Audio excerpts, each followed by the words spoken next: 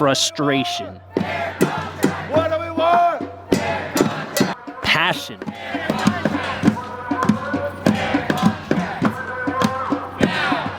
just some of the words to help describe America's largest strike of academic workers ever. As it now goes into its third week, University of California academic workers still see no end in sight. The ongoing strike started back in mid-November as teaching assistants, graduate student researchers, fellows, and more continue to bargain and negotiate over unfair wages. According to United Auto Workers 2865, the union that represents all academic student employees in the University of California system, the most common wage for graduate workers is $23,247. Academic workers argue that this is nowhere near enough, demanding wages of up to $54,000 for all graduate workers and $70,000 for postdoctoral researchers.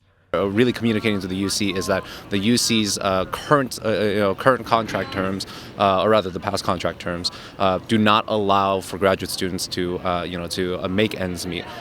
Many academic workers argue that the wage is unfair for the amount of work that they complete on a day-to-day basis.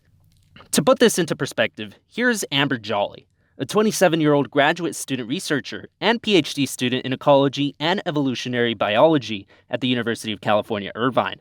Amber is conducting her own research in her dissertation, which focuses primarily on avocados. She constantly has to be moving back and forth, both from the fields and greenhouse, to help collect information for her research. On top of Amber's responsibilities conducting her own research, she also helps undergrads both get familiarized with working in a lab environment and also helps undergrads conduct their own research right here. And on top of that, she mentors undergrads on a consistent basis, helping them in their own research projects while also giving them career advice. The amount of work she does truly exemplifies a large part of the UC academic workers' frustrations. Well, for me, working with plants takes a lot of time because I have to take care of them. But I would say that for me personally, like my hours can vary and like the work comes in waves. So like sometimes I'll have like a 60-hour work week. Other times I'll have 40. Other times I'll even have less than 40, like 30. So it just varies. And I feel like we never really take a break though. Like when you're home, you still always have something more to do. Like you're never done. The picketing and striking still continues, but in a recent update, a tentative agreement has been reached for postdoctoral scholars and academic researchers, which may see steady increases in wages over the next 5 years. However, in the big picture, on top of the strike, the hope is to not only improve benefits and wages for UC workers, but to show the willingness of fighting for those rights in higher education.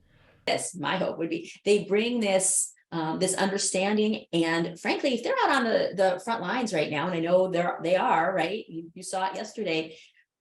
Bring the tools, bring the strategies, bring the tactics, so that wherever they go, they can fight for their own rights, and frankly, then also for the rights of their grad students and staff at their own universities. That fight is one for the future that may impact all of higher education for generations to come. For OC News, I'm Enrique Medina.